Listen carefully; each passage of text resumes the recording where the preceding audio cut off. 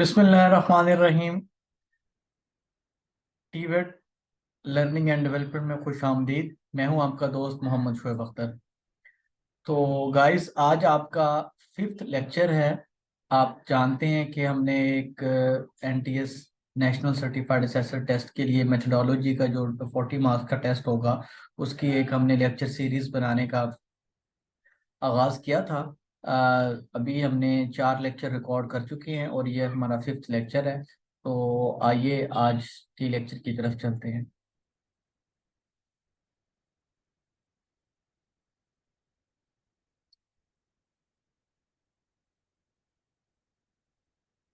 I hope आपको मेरी video नज़र आ रही होगी और साथ में मैंने स्क्रीन शेयर की है, ये भी आपको शो हो रही होगी। तो गाइस, आज का जो हमारा लेक्चर है वो लेक्चर 5 है।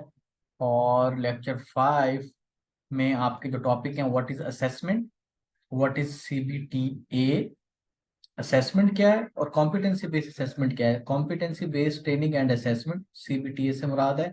और करेक्टरिस्टिक्स ऑफ असेसमेंट के कॉम्पिटेंसी बेस्ड ट्रेनिंग की जो करेक्टरिस्टिक्स हैं वो कौन कौन सी हैं, तो चलिए आइए देखते हैं जी। Assessment, all NUKF assessment must be competency based. NUKF आप जानते हैं, जैसे मैंने आपको बताया था कि एनयूकेएफ क्या होता है, नेशनल वोकेशनल क्वालिफिकेशन फ्रेमवर्क। तो नेशनल वोकेशनल क्वालिफिकेशन फ्रेमवर्क में जितनी भी असेसमेंट्स आएंगी वो तमाम की तमाम कॉम्पिटेंसी बेस्ड असेसमेंट होंगी। Assessment for the achievement of NVQF competency standard will be through National Competency Assessment Instrument। इसका क्या मतलब है? इसका मतलब यह है कि एनवीकेएफ की जब भी आपने असेसमेंट करने जानी है तो वो कॉम्पिटेंसी स्टैंडर्ड्स की बेस पे नेशनल इंस्ट्रूमेंट के थ्रू की जाएगी। अभी हम देखेंगे आगे अगले लेक्चर्स में कि नेशनल इंस्ट्रूमेंट्स क्या है, कौन कौन से टूल्स एंड इक्विपमेंट है जिनको इस्तेमाल करते हुए हम अपनी कॉम्पिटेंसी बेस्ड असेसमेंट्स कर सकते हैं। तो इसमें जो मोटी बात है वो ये है कि असेसमेंट करते वक्त आपने हमेशा एनवीकेएफ कॉम्पिटेंसी स्टैंडर्ड्स के मुताबिक ही असेसमेंट को करना होगा। तीसरी चीज, assessment for national competency assessor will be conducted through process supervised by accredited assessment and certification bodies। हाँ जी, तो अगले लेक्चर में मैं आपको बताऊंगा कि सर्टिफिकेशन बॉडीज कौन सी हैं और एक्रीडिटेशन असेसमेंट सेंटर क्या होता है। तो अभी आपको ये इतना पता होना चाहिए कि असेसमेंट जो भी होगी वो असेसमेंट हमेशा असेसमेंट सेंटर में होगी और किसी एक्रीडेटेड सर्टिफिकेशन बॉडी से होगी। कोई ए बी सी आपके इम्तिहान सीबीटीए का नहीं ले सकता, वो किसी एक्रीडेटेड जिसको नेफटीसी ने मैंडेट दिया होगा, जिसको अथॉरिटी दी होगी कि आप कॉम्पिटेंसी बेस्ड असेसमेंट कर सकते हैं, तो वही सिर्फ बॉडीज कॉम्पिटेंसी बेस्ड असेसमेंट्स कर सकती हैं। तो अगले लेक्चर में हम देखेंगे कि वो कौन कौन सी बॉडीज हैं जो कि कॉम्पिटेंसी बेस्ड असेसमेंट्स कर सकती हैं। अगला पॉइंट है जी, assessment for achievement of competency must be conducted by registered assessor who are independent of the training process. अब ये आप याद रखें कि इसमें उसने बड़ा क्लियर कह दिया है कि रजिस्टर्ड असेसर, वो असेसर जो नेशनल सर्टिफाइड असेसर होंगे, सिर्फ वही असेसमेंट कंडक्ट कर सकते हैं। तो आपको पता होना चाहिए कि आपके लिए एनटीएस का टेस्ट कितना इंपॉर्टेंट है। अगर आप एनटीएस के टेस्ट को पास करते हैं तो आप नेशनल सर्टिफाइड या रजिस्टर्ड असेसर होंगे, तभी आप सिर्फ सर्टिफाइड असेसर हो होने के नाते ही आप असेसमेंट्स कंडक्ट कर सकते हैं। और अगर आप अल्लाह ना करे कॉम्पिटेंट असेसर डिक्लेयर नहीं होते तो आप रजिस्टर्ड असेसर नहीं होंगे, और अगर आप रजिस्टर्ड असेसर नहीं होंगे तो आप कोई भी असेसमेंट कंडक्ट नहीं कर सकते।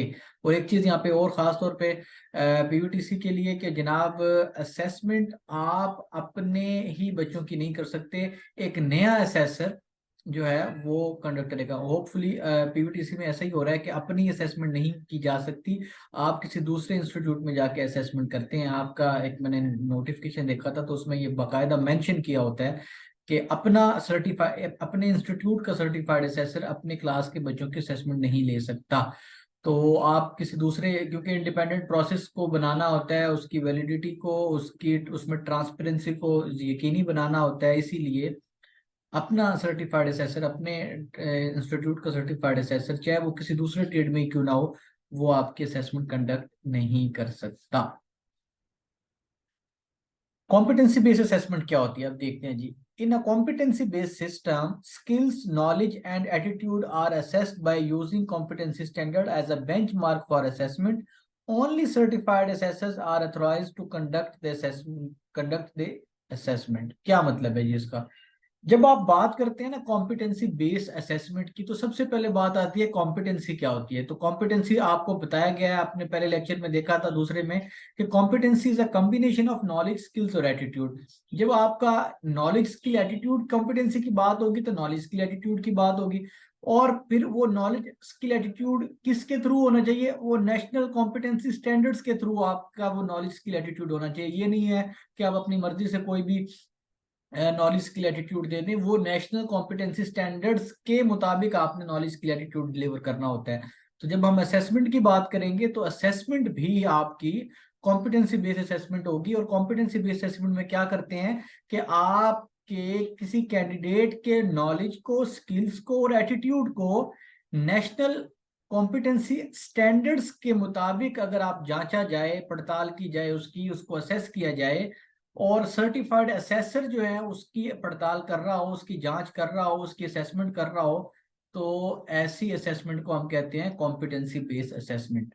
याद रखिए, मैं दोबारा जरा पिछली स्लाइड को भी इसमें जो है वो इंगेज करके आपको बताता हूँ कि डेफिनेशन क्या बनेगी। एक प्रॉपर डेफिनेशन जो होगी वो ये होगी कि ऐसी असेसमेंट जिसमें किसी कैंडिडेट के नॉलेज को, स्किल्स को, एटीट्यूड को कॉम्पिटेंसी स्टैंडर्ड के मुताबिक किसी किसी नेशनल सर्टिफाइड असेसर के थ्रू किसी एक्रीडेटेड असेसमेंट सेंटर में किसी एक्रीडेटेड सर्टिफिकेशन बॉडी के ऑर्गेनाइज किए गए इम्तिहान में असेस किया जाए, तो ऐसी असेसमेंट को हम कहेंगे कि ये कॉम्पिटेंसी बेस्ड असेसमेंट है। याद रखें, दोबारा मैं बता देता हूं कि ऐसी असेसमेंट जिसमें किसी कैंडिडेट के नॉलेज को, स्किल को, एटीट्यूड को नेशनल कॉम्पिटेंसी स्टैंडर्ड के मुताबिक किसी सर्टिफाइड असेसर के थ्रू किसी एक्रीडेटेड असेसमेंट सेंटर में किसी एक्रीडेटेड सर्टिफिकेशन बॉडी या क्वालिफिकेशन अवार्डिंग बॉडी के थ्रू या उसके मुनकिद करदा इम्तिहान में असेस किया जाए, तो ऐसे असेसमेंट को हम कहते हैं कॉम्पिटेंसी बेस्ड असेसमेंट। ठीक है जी, क्लियर हो गया। करेक्टरिस्टिक्स क्या है जी? Characteristics of competency based assessment, तो याद रखें कि कॉम्पिटेंसी बेस्ड असेसमेंट की जो खसूसियात हैं वो दो हैं। Number one, criterion reference assessment. Number two, evidence based judgement. Criterion reference based assessment क्या होती है जी? Competency based assessment is based upon agreed benchmark of skill knowledge. These benchmarks are provided in national competency standards. The standards provide the actual skills and knowledge that will be assessed and also identify suitable method for assessing the skill and knowledge. तो इसमें हम क्या कहेंगे कि जो criterion reference assessment होती है वो ऐसी असेसमेंट होती है जिसमें एक स्पेसिफिक क्राइटेरिया जो है वो बनाया जाता है। उस स्पेसिफिक क्राइटेरिया के अगेंस्ट ही इसकी असेसमेंट की जाती है। तो आप याद रखें कि वो स्पेसिफिक क्राइटेरिया क्या होता है? वो क्राइटेरिया होता है जिसको आपने कॉम्पिटेंसी स्टैंडर्ड्स में बना दिया होता है। वो परफॉर्मेंस क्राइटेरिया, आपने याद होगा जब हमने कॉम्पिटेंसी स्टैंडर्ड्स को पढ़ा था तो उसमें हमने देखा था कि ऐसी असेसमेंट जिसमें कॉम्पिटेंसी स्टैंडर्ड के जो परफॉर्मेंस क्राइटेरिया को असेस करके हम असेस करते थे, तो ऐसी असेसमेंट को हम कहते थे कि ऐसी परफॉर्मेंस क्राइटेरिया जो कैंडिडेट ने परफॉर्म करना होता है किसी काम को करते हुए, उसी परफॉर्मेंस क्राइटेरिया की बेस पे हमने असेसमेंट करनी होती है। ऐसी कोई असेसमेंट कंडक्ट हम नहीं कर सकते जिसमें जो क्राइटेरिया होगा, जिसमें कोई रेफरेंस होगा, वो किसी और का रेफरेंस होगा। तो याद रखें कि आपने जब असेसमेंट कंडक्ट करनी है तो उस असेसमेंट का जो क्राइटेरिया होगा, जो रेफरेंस होगा, वो वही होगा जो नेशनल कॉम्पिटेंसी स्टैंडर्ड्स में परफॉर्मेंस क्राइटेरिया का रखा गया था। यानी किसी काम को करने का जो तरीका आपने कॉम्पिटेंसी स्टैंडर्ड्स में आपने लिखा था, उसी कॉम्पिटेंसी स्टैंडर्ड्स के, उसी परफॉर्मेंस क्राइटेरिया के अगेंस्ट ही आपने उसी को रेफरेंस मान के, उसी को क्राइटेरिया मान के ही आपने असेसमेंट करनी है। तो इसे हम कहते हैं ये क्राइटेरियन रेफरेंस बेस्ड असेसमेंट होती है। इसी तरह अगर हम बात करते हैं एविडेंस बेस्ड की, तो criterion reference assessment assume that the assessment decision is based upon the collection of evidence, not on one event such as a test or exam. A combination of methods should be used to reach the assessment decision. The judgment is based upon a collection of evidence and measured against the national occupational skill standards या competency standard. तो इसमें इसकी मोटी बात मैं आपको बताता हूँ कि जो कॉम्पिटेंसी बेस्ड असेसमेंट होती है वो एविडेंस की बेस पे की जाती है। आपने एविडेंस को कलेक्ट करना होता है। एज एन असेसर आपकी ये रिक्वायरमेंट है, आपकी ये रिस्पॉन्सिबिलिटी है कि आपने वो जो एविडेंस है उसको कलेक्ट करना है। और कैंडिडेट की रिस्पॉन्सिबिलिटी क्या होगी कि कैंडिडेट ने जो टास्क आपने उसको करने के लिए कहे हैं, उन टास्क को परफॉर्म करते हुए एविडेंस को जनरेट करना है, और असेसर ने उन उन असेसमेंट को कलेक्ट करना है। तो जब असेसर उन असेसमेंट को कलेक्ट कर लेगा तो उस कलेक्शन को, उस एविडेंस की जो कलेक्शन होगी, कलेक्टेड एविडेंस जो होंगे उनको वो फिर जांचेगा, उनको वो असेस करेगा बेंचमार्क के थ्रू। जो बेंचमार्क इंडस्ट्री ने आपको दिए हैं कॉम्पिटेंसी सेंटर में जो मेंशन है, उनके अगेंस्ट वो उसको बेंचमार्क करेगा, उसको असेस करेगा। अगर तो बच्चे ने उस क्राइटेरिया के मुताबिक उसके एविडेंस होंगे तो वो बच्चा कॉम्पिटेंट डिक्लेयर हो जाएगा। और अगर वो एविडेंस उस क्राइटेरिया के एविडेंस जो आप बच्चे ने दिए हैं नहीं मीट करेंगे तो वो बच्चा कॉम्पिटेंट डिक्लेयर नहीं होगा। तो हम ये कहेंगे कि असेसर अपनी जजमेंट में ये डिसाइड करेगा कि ये जो एविडेंस थे ये परफॉर्मेंस क्राइटेरिया या जो नेशनल स्टैंडर्ड थे उसके मुताबिक नहीं थे, लिहाजा मैंने इसको नॉट येट कॉम्पिटेंट कर दिया। तो याद रखें कि कॉम्पिटेंसी बेस्ड असेसमेंट में हमेशा किसी कैंडिडेट को एविडेंस प्रोड्यूस करने होते हैं, और उन एविडेंस की बेस के ऊपर जो सर्टिफाइड असेसर होते हैं वो अपना डिसीजन देते हैं, वो अपनी जजमेंट देते हैं कि बच्चा कॉम्पिटेंट है या बच्चा कॉम्पिटेंट नहीं है। क्लियर हो गया जी? तो करेक्टरिस्टिक्स का पता चल गया। दो तरह की करेक्टरिस्टिक्स होती हैं असेसमेंट की। नंबर 1 क्राइटेरियन रेफरेंस बेस्ड, और नंबर 2 एविडेंस बेस्ड जजमेंट। ठीक है जी।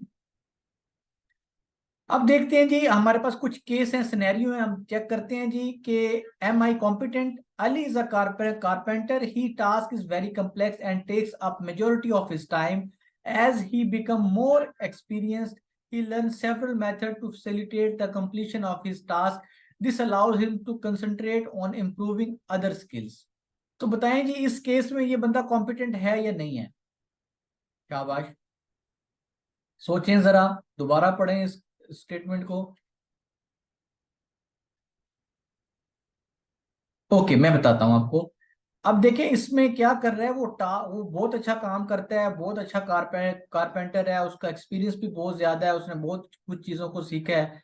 लेकिन जो टाइम है ना, वो टाइम बहुत ज्यादा ले रहा है। इसका मतलब क्या है कि अगर कोई कैंडिडेट अपने स्पेसिफाइड जो स्पेसिफिक टाइम जो उसको दिया गया है उसमें अपना काम कंप्लीट नहीं करता, तो वो बंदा कॉम्पिटेंट नहीं होगा। तो याद रखें, इसने टाइम ज्यादा लिया है। अगर क्योंकि इंडस्ट्री ने तो एक स्टैंडर्ड दे दिया ना कि इस काम को इसने 3 घंटे में करना था, अगर वो 3 घंटे में वो काम परफॉर्म नहीं कर पाता तो इट्स मीन कि वो बंदा, वो कैंडिडेट जो है वो कॉम्पिटेंट नहीं है। चलिए जी, अगला हम देखते हैं, अगला हमारे पास सिनेरियो क्या है। अगला सिनेरियो है जी, Abdul is an administrative assistant, या आप उसको आप एक कह लें कंप्यूटर ऑपरेटर है या आईटी असिस्टेंट है। ही rights minutes of meeting very accurately. A few weeks ago, he missed his chance of promotion. He was frustrated and his working attitude has changed. His pace in writing minutes has slowed down. अब बताएं जी, अब वो पहले बहुत अच्छा काम करता था, जब से उसकी प्रमोशन नहीं हुई। अब हमारे तो वीटीआईज में, पीवीटीसीज में और टेवटास में प्रमोशंस कई की साल नहीं होती, तो हमारी वर्क परफॉर्मेंस लो हो जाती है। तो जब हमारी वर्क परफॉर्मेंस लो होती है तो अब आप सोचें कि आप कॉम्पिटेंट हैं या नहीं है। तो apart of all the situation circumstances, आप लोगों ने याद रखना है कि आपकी परफॉर्मेंस जो है वो किसी सूरत भी कम नहीं होनी चाहिए। आपने हमेशा मोटिवेट रहना है, फ्रस्ट्रेट नहीं होना, और आपका एटीट्यूड हमेशा बेहतर होगा। अगर तो बेहतर होगा तो आप कॉम्पिटेंट इंस्ट्रक्टर हैं। और इसी तरह अगर आप अब्दुल की जगह जॉब कर रहे हैं तो आप कॉम्पिटेंट हैं। और अगर आप अब्दुल की तरफ फ्रस्ट्रेटेड हो गए हैं और आपका एटीट्यूड काम में नहीं बन पा रहा, तो फिर आप कॉम्पिटेंट नहीं है। शाबाश। अगला केस है जी, Hina works in beauty salon. She cuts curls and dyes hairs very well. She throws away waste to place in a near by shop which made the owner to complain. She still has many customer because she fashion hairs very well. मैंने आपको एक मिसाल दी थी कि एक beautician बहुत अच्छी है, बहुत अच्छी काम करती है, लेकिन उसने अपना सारा वेस्ट साथ वाले की दुकान में डाल देती है, तो रोज लड़ाई झगड़े से उसकी शुरुआत होती है, उसकी इब्तिदा होती है दिन की। और जाते हुए भी उनका आपस में लड़ाई झगड़ा रहता है, और लोग देखते हैं कि ये क्या तरीकाकार है, रोज इनका लड़ाई झगड़ा रहता है। जो ऑनर है शॉप का वो भी कंप्लेन करता है कि ये क्या आप हर वक्त लड़ते रहते हैं और ये अपने वेस्ट उसके सामने क्यों फेंकती हैं। तो याद रखें कि उसका एटीट्यूड बेहतर नहीं है। अगर किसी कैंडिडेट का एटीट्यूड बेहतर नहीं है, काम उसको बहुत अच्छा जानता है, बहुत अच्छा करता है, लेकिन उसका एक प्रोफेशनल एटीट्यूड नहीं है, तो वो बंदा कॉम्पिटेंट नहीं है। वो डेफिनेटली, अगर आपके इम्तिहान में उसका एटीट्यूड बेहतर नहीं है, तो वो इंडस्ट्री में जाके भी वही गलतियां करेगा, और इंडस्ट्री में अगर गलतियां करेगा तो उससे एक्सीडेंट होंगे, एक्सीडेंट से लॉस होगा, और लॉस से जो एफिशिएंसी है इंडस्ट्री की मुतासर होगी। और अगर एफिशिएंसी मुतासर होगी इंडस्ट्री की, तो डेफिनेटली इंडस्ट्री ऐसे वर्कर को कभी भी हायर नहीं करेगी जो कॉम्पिटेंट नहीं है, जिनके एटीट्यूड बेहतर नहीं है। तो याद रखें, जब आपने असेसमेंट करनी है या अपने बच्चों को पढ़ाना है, तो उनके एटीट्यूड पे भी फोकस करना है कि उनका बेहतर और प्रोफेशनल एटीट्यूड होना चाहिए अपने काम से लेके। ठीक है जी, तो ये बंदी भी कॉम्पिटेंट नहीं होगी। थैंक यू वेरी मच, बहुत शुक्रिया आपका। आप लोग मेरी वीडियोस देख रहे हैं। मैं आपसे दोबारा रिक्वेस्ट करता हूं कि मेरी तमाम वीडियोस को अपने तमाम दोस्तों तक, अपने कोलीग्स तक पहुंचाएं।